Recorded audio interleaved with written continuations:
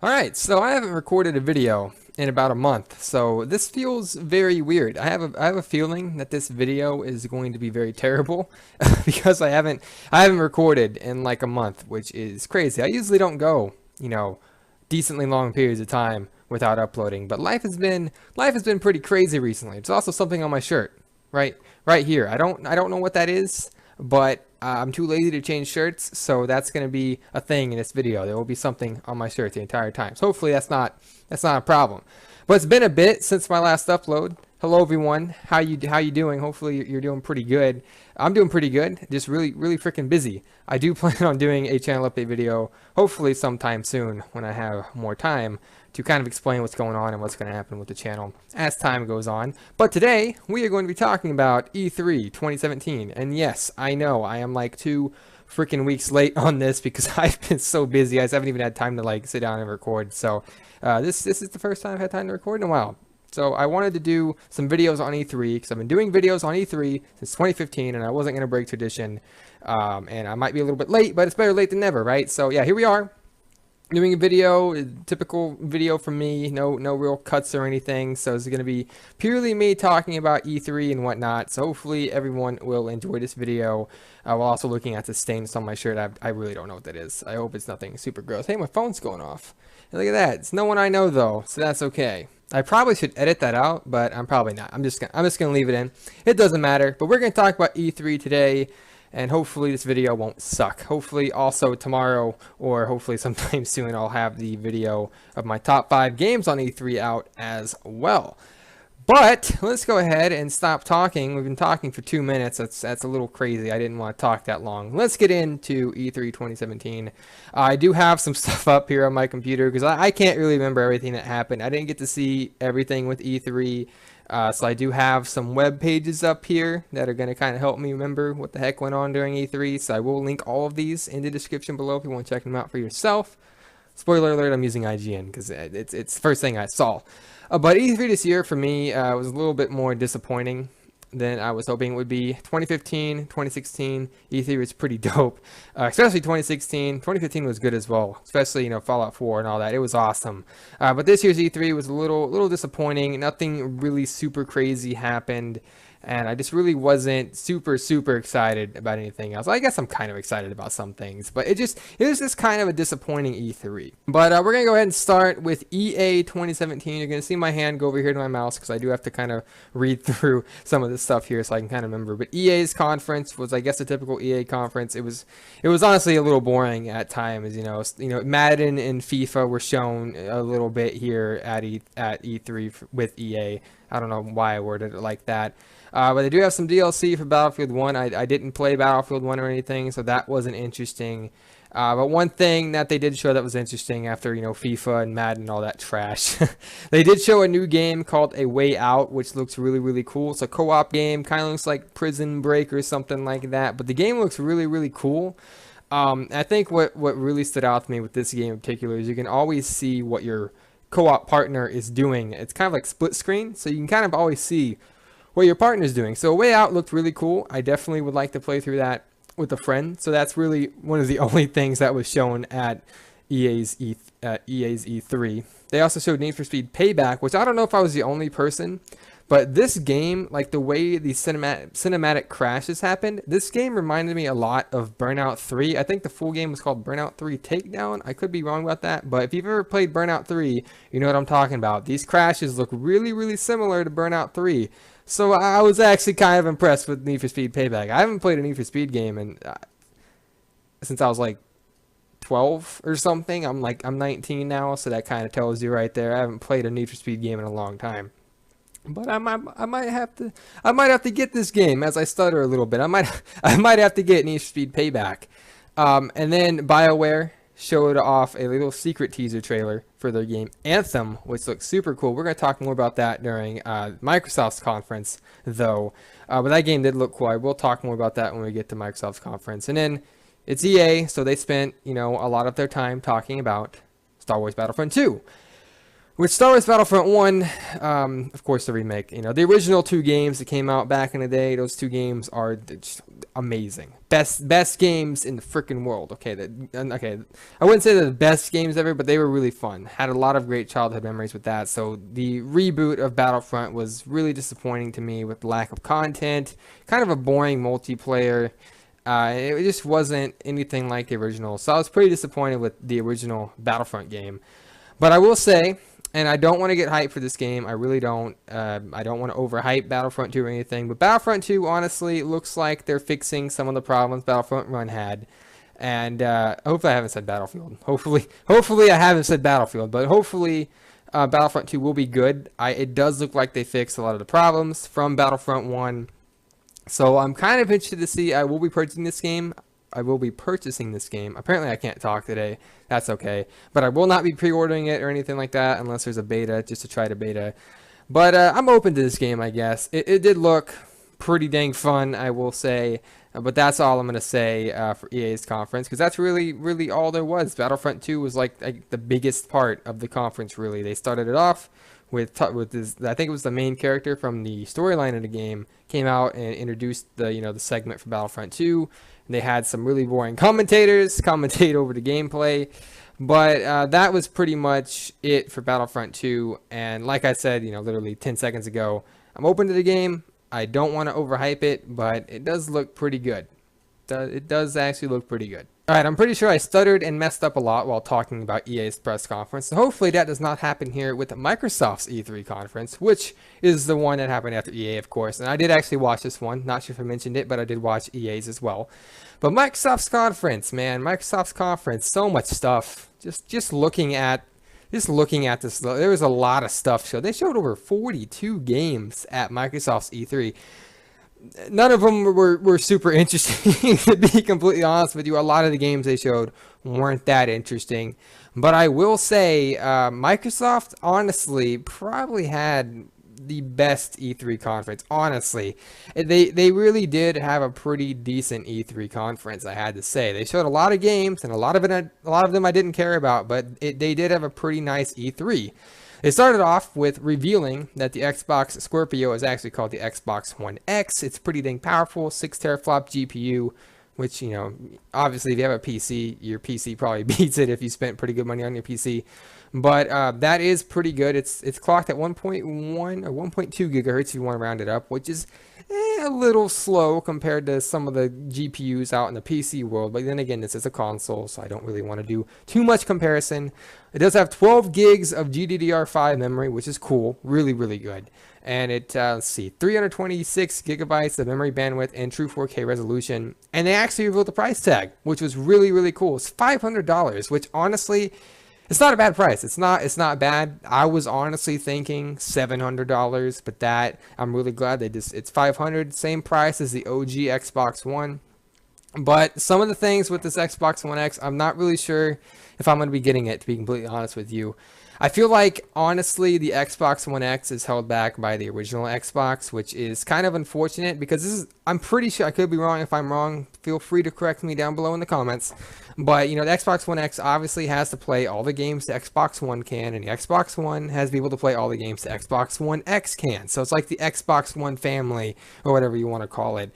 So I kind of feel like it's actually held back by the Xbox One. I feel like the Xbox One X is held back by the Xbox One. It's also really confusing to say these names. I'm not sure why they went with the Xbox One X. It's easy to confuse all these freaking names. You got the Xbox One, Xbox One S, and now the Xbox One X. Everyone's gonna get confused. You're gonna have a kid at Christmas who's gonna be like, "Mom, I want the Xbox One X," and the mom's gonna see the Xbox One S and buy that instead, and he's gonna be a really sad kid. I also just pulled on my mic cord. Hopefully nothing bad happened. But I don't know. I probably won't be getting Xbox One X. Like I said, it's held back by the Xbox One. The only example I can think about to kind of prove that is Destiny 2. Now, I'll be honest, I did not watch any Destiny 2 gameplay from E3, so I will probably not be talking about Destiny 2 in this video. I do apologize.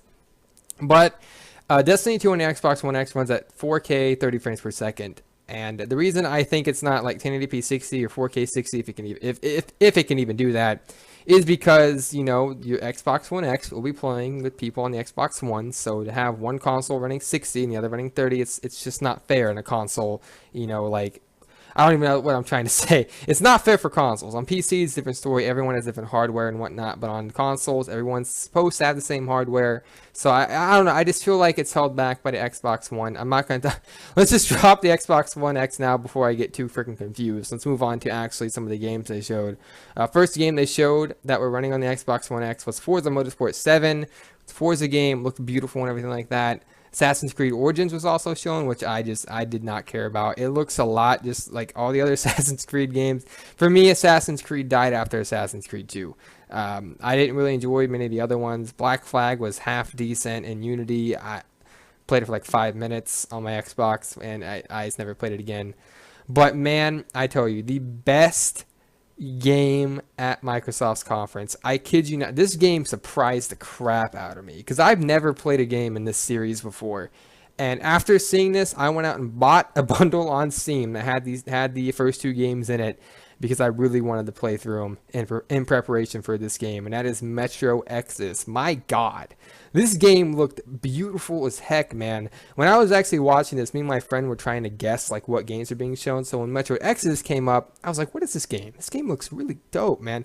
What is this game? And it kind of just hit me halfway through. This looks like a Metro game. Sure enough, I was right. Metro Exodus. So I actually went out and bought Metro 2033 Redux and Metro Last Light Redux to prepare myself for Metro Exodus. This was probably the best thing shown, honestly, at E3 for the most part. And Metro Exodus it looks really, really good. Aside from that, some other games were shown. Really nothing interesting, honestly. Sea of Thieves was shown. Middle Earth: Shadow of War was shown. Crackdown 3. And more of Anthem was shown as well. And Anthem, man, I gotta say, I've never been a big BioWare fan. I never played Mass Effect. I own the first 2 on PC, just haven't played them. But Anthem looks dope. I only watched a little bit. I'm saying the word dope for some reason. I'm not even sure why I'm saying it. It looks good. But I didn't see too much of Anthem's gameplay. I was really busy, wasn't able to watch everything related to E3. But the gameplay that I saw, this game looks cool. It's like an open world, kind of futuristic game. Looks really interesting. It looks a lot different from Mass Effect, obviously. I don't think it's going to be anywhere near like Mass Effect, which is pretty cool. But man, I think this is probably the biggest thing Microsoft did reveal though at E3. Xbox is kind of winning this whole backwards compatibility war they have with Sony, or whatever you want to call it.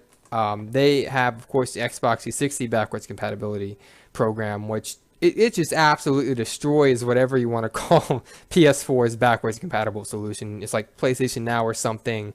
Stream it to your console or whatever. And of course, you can get PS2 Classic, but you have to pay like $15 for them. Of course, they're updated with trophy support and whatnot, but still, $15 for games you've already owned. I mean, come on. But I feel like Microsoft nailed it with the Xbox 360 backwards compatibility. You have a disc, put it in, and it starts to download. There you go.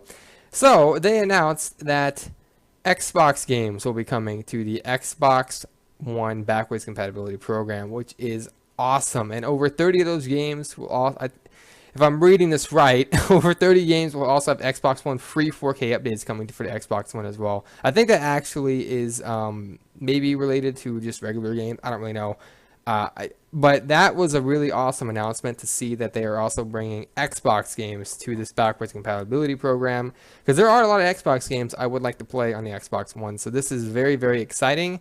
But that's pretty much it from their conference, honestly. Microsoft, it wasn't the best conference ever, but it wasn't a bad one either. So honestly, I feel like Microsoft had a very good conference at this year's E3. All right, so not entirely sure if that was the best, if that was the best part of the video. So hopefully I didn't stutter too much during Microsoft's E3 conference thoughts there. But we're going on to Bethesda. Not sure if that's how you pronounce it. Honestly, I feel like I'm like really bad at pronouncing things, so I'm sorry. Bethesda, whatever you want to call it. Bethesda at E3 2017. Honestly, this was like the most disappointing conference of the entire thing. Honestly, Bethesda's 2015 conference was absolutely amazing. The reveal of Fallout 4 was absolutely amazing. But honestly, these guys are milking These guys are milking the ever-living shit out of Doom, Fallout, and Skyrim. I swear to God, these guys are just freaking milking the crap out of this thing. And what was the whole Bethesda? What was it called? The freaking Bethesda Park or something? The amusement park? Bethesda Land? What was that? It was like the cringiest thing in the world. Bethesda's conference, man, honestly, was so disappointing. Just completely disappointing. I mean, Doom VR. Anyone else see that? Doom VR, like, come on. Fallout VR. Pretty sure in Sony's conference they announced Skyrim VR. Like, no one cares. I don't want to play Fallout in VR. That seems like it would be terrible. The game's already buggy enough. Why add VR to it? I don't know. That honestly didn't even. I don't even care. Great. More games you already own on VR. Cool. And Skyrim coming to more platforms. How amazing! Skyrim coming to the Switch. I cringed at that because he put on a Link outfit. Are you serious? A Link outfit? Are you kidding me? The only thing at Bethesda's conference, honestly, was Dishonored 2: Death of the Outsider, which is some like pretty good looking DLC for Dishonored 2. Can't wait to play that, as well as Wolfenstein 2: The New Colossus. Much like Metro Exodus, I also want to go get the other Wolfenstein game and play through that in preparation for Wolfenstein 2. But I mean, honestly, Bethesda's conference is very disappointing. They showed Evil Within 2 as well, so if you're big into that game, there you go. There's a sequel, some Elder Scrolls Online, the stupid card game trash. Honestly, it was a very disappointing conference. Hopefully, eventually, we'll see some more new games they're going to be bringing. So hopefully, next year's E3 will be a little bit better for Bethesda. Alright, pretty sure I've messed up in every section of the video so far, so I'll probably mess up in this section too, so I do apologize, but we're going to be talking about the one conference I did not watch at all. Actually, there's two conferences I didn't watch at all, but this is Ubisoft. We're probably going to spend like probably 2 minutes on this, because I'm literally just going to read through, see if anything is interesting here, and we're going to move on. Mario vs. Rabbids? I mean, who cares? Not me. More Assassin's Creed Origins? Nah. South Park? Nope. Far Cry 5? Nah. I mean, okay, I'm kind of interested in Far Cry 5, but Far Cry 4 is boring. Primal is boring. Didn't play 3. Something for Steep. No one cares. The Crew? No one cares. This isn't even worth. This isn't even worth the reading on Just Dance 2018. Okay, Ubisoft apparently might have been worse than EA. The only thing that looks like they showed that was good was Beyond Good and Evil 2. So there's Ubisoft's conference. I honestly don't know what else. I honestly don't know what else to say. Let's just move on. Sony. Honestly, 2016, man, they had a very good conference in 2016. This time, not so much. Not so much. It wasn't bad, but it wasn't really good either. As this article says, most of the stuff they showed was already announced. But I mean, it's whatever. Honestly, I didn't really get to see too much of Sony's E3 conference. There are some things in here that are pretty cool to see. Which, you know, some gameplay for Uncharted Lost Legacy. I did watch that. Looked really good. More stuff for Days Gone, which looks pretty cool as well. Same with Detroit Become Human. Some more stuff shown as well. Call of Duty World War II, actually. I'll talk about that for a little bit. After seeing the multiplayer reveal and stuff like that, I am pretty excited for COD World War II. I will be getting it, which is hard to say after the abomination. You know, it's hard to say that after this abomination right here. Can you even call this a game? I mean, Call of Duty Infinite Warfare, trash, the remastered. In fact, they're actually releasing the remastered separately now. So if you want to spend $40 for a game you can get for $20 on Steam with all the DLC, with just less graphics that don't look as good. Yeah, you can buy that now for $40 and play with like the 2 people that will buy it on Steam. So that's cool. World War II, I'm definitely interested in it. It's a very good direction for Call of Duty. I think they're kind of listening to the fans this time around, which is pretty cool. I will be playing the beta for World War II, as well as Destiny 2 as well. So there will hopefully be videos on those 2 betas whenever they come out. But I'm excited for Call of Duty World War II, but I'm not going to, like I said with Battlefront 2, I'm not going to get overhyped or anything like that, because this game, I'm going to keep pulling it out. This game, $80. $80 down. Do you know what I could have used that $80 for? I could have bought a better game. I could have bought a better game for $80 and had 20 bucks to spare, right? 20 bucks to spare. I'm not good at math. Don't judge me. But this game, biggest regret of 2015 ever. Like this, 2016, sorry. This game, regret. So get that trash out of here. No one cares. Let's move on. They did show some gameplay for God of War, which that game is looking better and better the more I see it, I gotta say. Pretty excited for God of War. Hopefully it'll be pretty good. I wasn't like a big God of War fan, but this one looks pretty good as well. DLC for Horizon. That game was apparently really good. Unfortunately, I did not play it. Might have to pick it up sometime soon. Shout out to Colossus PS4 remaster. That was actually some pretty big news. They PSVR, Skyrim VR, Final Fantasy VR, you know, whatever. But the best thing of Sony's conference, in my honest opinion, was the Spider-Man gameplay. I'm not sure if this was the first time gameplay for this game was revealed. I think it was. But man, Spider-Man is looking good, man. It's looking really good. The last good Spider-Man game that I can remember playing was Spider-Man 2 back in the day. That game, no Spider-Man game has touched that game ever. So this game is looking pretty good. The combat's looking really nice, kind of like Batman Arkham style stuff, which is really, really cool. And the actual, you know, web slinging and stuff like that was probably the worst like web slinging motion ever. But the web slinging actually looked pretty decent, so I'm pretty excited for the Spider-Man game. Unfortunately, it does come out in 2018, so does God of War. But I'm really anticipating the Spider-Man game and also the Spider-Man movie that will be coming out actually July, which is very soon. Actually, that'll be fun to see. But yeah, I mean, really, Sony, nothing too crazy with Sony. And that's gonna bring us to our last conference, which I also did not watch. Nintendo. I gotta say, man, Nintendo's E3, I didn't see it, but just some of the stuff they revealed was really cool. Really cool. If you're a Nintendo Switch owner, you'll be nice to know you're getting Rocket League, which I'm not a Rocket League fan. I'm not good at the game, but Rocket League is very popular. That's very good for the Switch to get. But man, is there some good stuff coming to freaking Nintendo, I gotta say. They are making a core Pokemon RPG game for the Switch. I might have to cap a Switch out. I might have to cap a Nintendo Switch out here because, man, a core Pokemon RPG on a actual good console. I mean, it's the Switch, but a console that's more powerful than the stupid handheld, you know, 3DS and whatnot.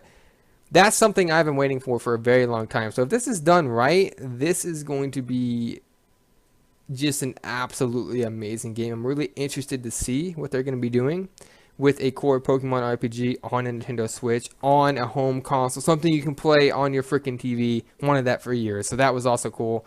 And another big announcement from Nintendo was Metroid Prime 4. Never played the Metro games myself. I don't know why I did that. I've never played the Metro games myself, but that was a pretty big announcement, and that really was it. Super Mario, I don't really care, but man, that's really it for E3. I don't know if this video was I don't know if this video was any good.